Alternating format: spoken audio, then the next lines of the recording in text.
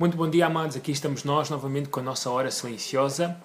Hoje quero levar-vos por uma pequena jornada sobre aquilo que tivemos a aprender na hora silenciosa durante este fim de semana. Estamos em Atos, capítulo 13.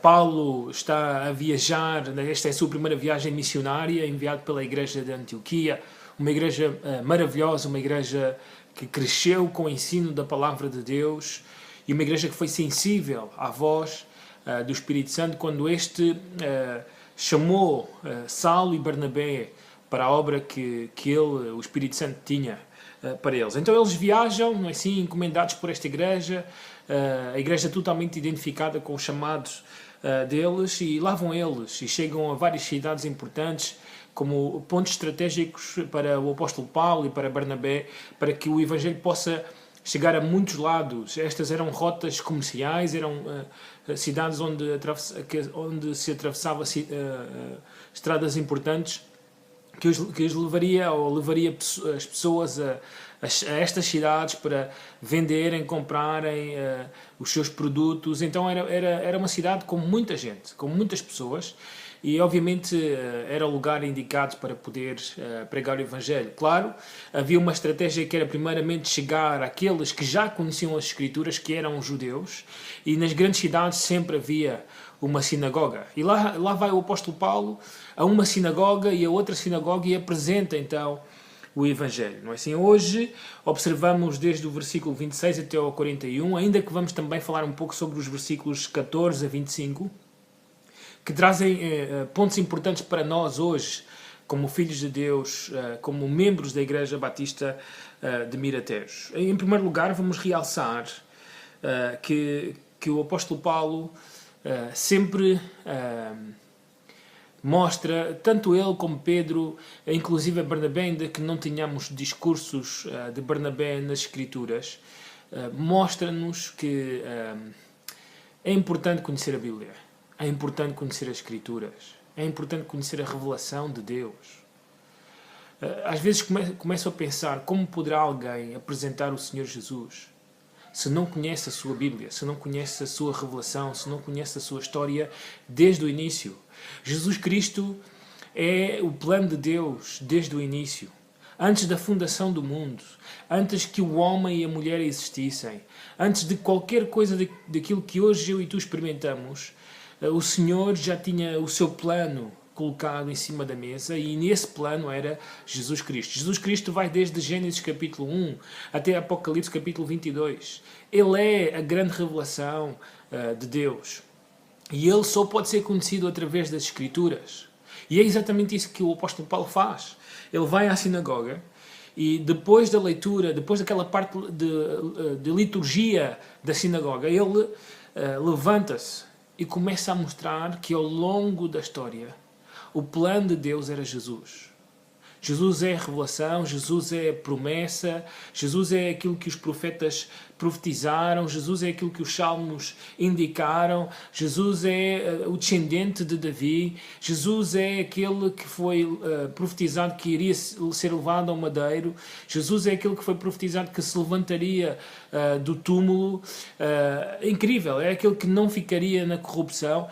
É incrível como Jesus foi exatamente o cumprimento na íntegra, completamente, plenamente daquilo que a palavra de Deus já tinha indicado. Para que eu e tu possamos ter a certeza de que vamos levar este Jesus corretamente a outros, temos que ter a certeza daquilo que as Escrituras ensinam. Agora, é verdade, o apóstolo Paulo está a pregar o Evangelho a judeus que conheciam as Escrituras.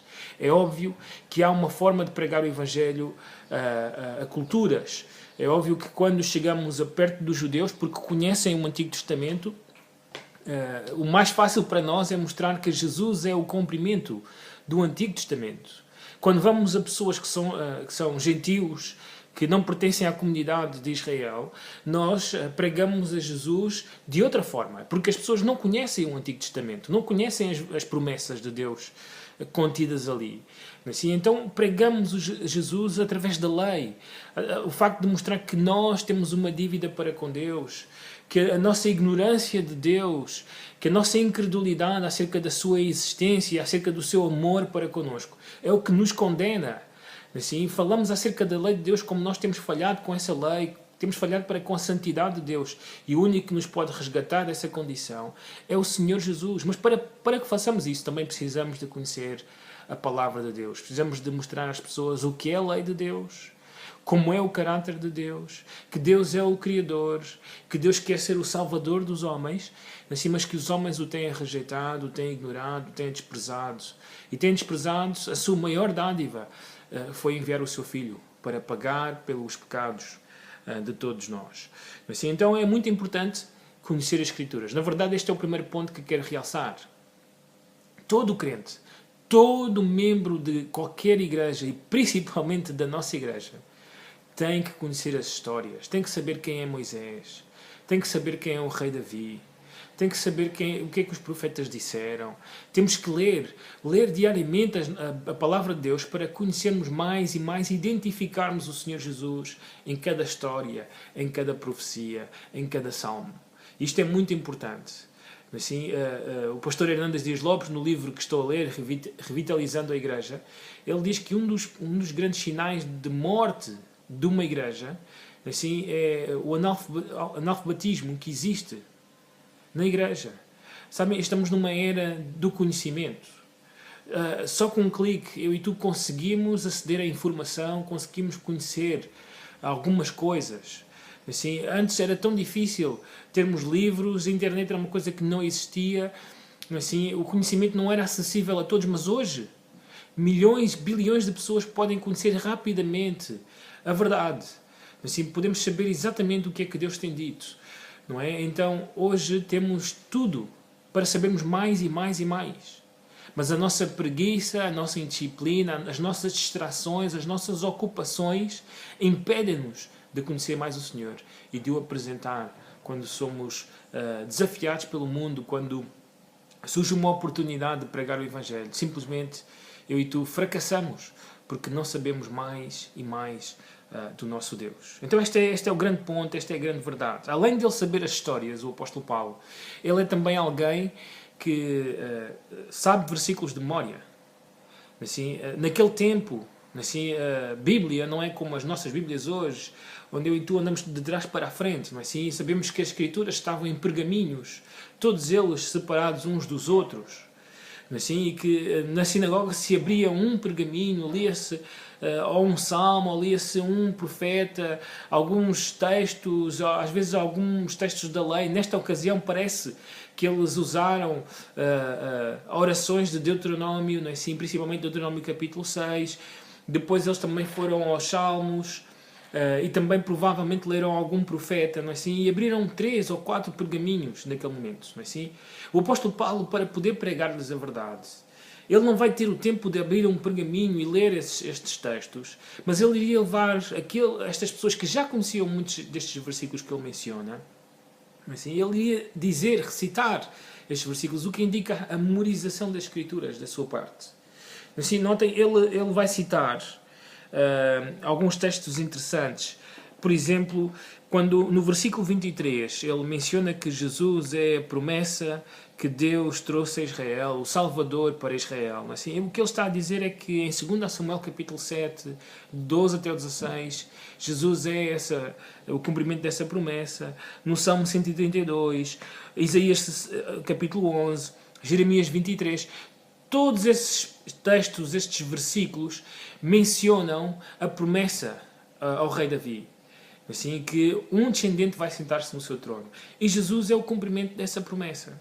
Assim, mais à frente, então, ele começa a citar alguns versículos. Por exemplo, no versículo 33 da nossa passagem de hoje, assim, ele cita o Salmo 2, versículo 7. Tu és meu filho, eu hoje te gerei. Assim, um pouco mais à frente, no versículo 34, ele vai citar Isaías 55, 3. Mais à frente, no versículo 35, ele vai citar o Salmo 16, 10. E notem, para finalizar a sua pregação, o versículo 41, ele cita Abacuque, capítulo 1, versículo 5. Então notem, vez atrás vez, o apóstolo Paulo a citar versículos do Antigo Testamento para provar que Jesus é o cumprimento. Então é importante ter versículos na nossa cabeça. É importante sabermos dizer mais do que João 3,16. sabemos dizer outros versículos que mostram, que comprovam que Jesus é o Salvador, aquilo que nós precisamos, a única solução, o único caminho, a única verdade. Assim, então é muito importante ter versículos de memória. Então hoje temos duas lições.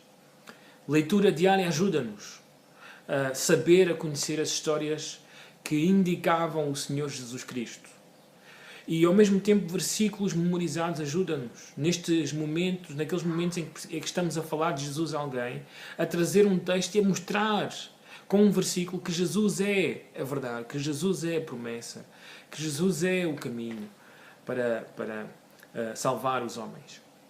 Então, irmãos, estas são as duas grandes lições. A minha oração é que a nossa igreja possa crescer desta forma, conhecer bem a palavra de Deus, memorizar versículos.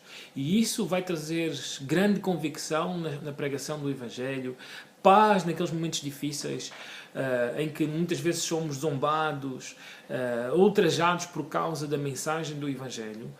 E iremos também glorificar o Senhor, dando o Evangelho correto às pessoas e não dando pensamentos da nossa cabeça ou argumentações que nós mesmos trazemos quando estamos a pregar o Evangelho a alguém. Então, que Deus nos abençoe, que Deus use as nossas vidas e que estejamos motivados a conhecer mais a Sua Palavra e a memorizar mais da Sua Palavra. Que Deus abençoe esta manhã.